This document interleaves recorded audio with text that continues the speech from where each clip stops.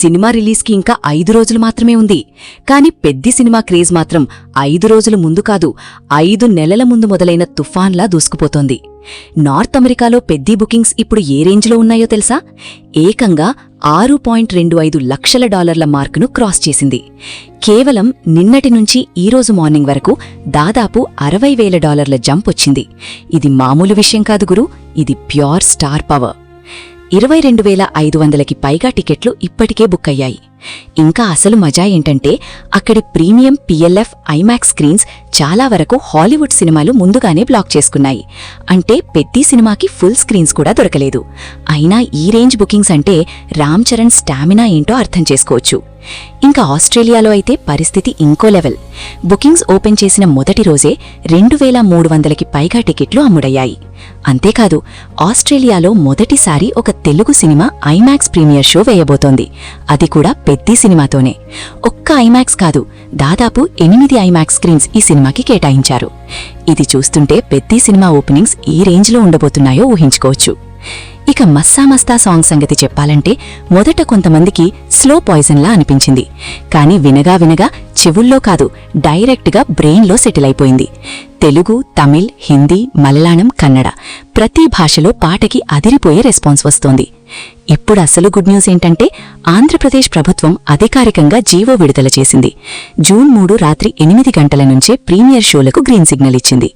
Premier ticket ధర $600, మల్టీప్లెక్స్లలో $125 అదనపు hike, single స్క్రీన్స్లో $100 పెంపు.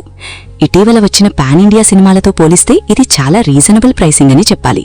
కొన్ని సినిమాలకు 800, 1000, 1200 వరకు టికెట్లు పెట్టిన రోజుల్లో పెద్ది మాత్రం ఫ్యామిలీ ఆడియన్స్ కూడా థియేటర్కి రావాలనే ఆలోచనతో ముందుకు వస్తున్నట్టు కనిపిస్తోంది. ఇక సోషల్ మీడియాలో మరో ఆసక్తికరమైన విషయం వైరల్ అవుతోంది. ఢిల్లీలో జరిగిన ప్రెస్ మీట్లో రామ్ చరణ్ మాట్లాడుతూ ఒకసారి నరేంద్ర మోదీని కలిసినప్పుడు పెద్ది కథ గురించి చర్చ జరిగిందని చెప్పారు. దీనిమీద కొందరు ట్రోల్స్ మొదలుపెట్టారు. నిజంగా మాట్లాడుకున్నారా లేదా అని ప్రశ్నించారు. కానీ ఇక్కడే ట్విస్ట్ వచ్చింది. బీజేపీ అధికారిక సోషల్ మీడియా హ్యాండిల్స్ స్వయంగా రామ్ చరణ్, మోదీ కలిసి మాట్లాడుకున్న ఫోటోతో పాటు ఆ స్పీచ్ క్లిప్ను షేర్ చేశాయి. బీజేపీ నేషనల్ అకౌంట్తో పాటు పలు రాష్ట్రాల అధికారిక అకౌంట్లు కూడా దీనిని పోస్ట్ చేశాయి. దీంతో ట్రోల్స్కి ఒక్కసారిగా ఫుల్ స్టాప్ పడింది. ఇక సినిమా ప్రమోషన్స్ విషయానికి వస్తే పెద్ది టీం ఇప్పుడు 5th గేర్లో వెళ్లిపోతోంది. పాటలు హిట్, పోస్టర్లు వైరల్, బుకింగ్స్ రికార్డులు, ప్రీ రిలీజ్ ఈవెంట్ హడావడి అన్నీ కలిసి సినిమా మీద హైప్ను ఆకాశానికెత్తేస్తున్నాయి. జూన్ 1న విజయవాడలోని ఇందిరాగాంధీ స్టేడియంలో భారీ ప్రీ రిలీజ్ ఈవెంట్ జరగబోతోంది. ఇప్పటికే ఫ్యాన్స్ కటౌట్లు, బ్యానర్లు, సెలబ్రేషన్స్తో రెడీ అవుతున్నారు.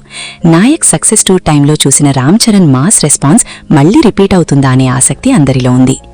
మొత్తానికి చూస్తే ఓవర్సీస్లో ర్యాంపేజ్, ఆంధ్రప్రదేశ్లో గ్రీన్ సిగ్నల్, తెలంగాణలో కూడా త్వరలో జీవో వచ్చే అవకాశం, పాటలు super hit, pre release event ready. అన్నీ కలిసి చూస్తుంటే జూన్ 3 ప్రీమియర్స్ నుంచి అసలైన బాక్సాఫీస్ వేట మొదలవ్వబోతోందని చెప్పాలి.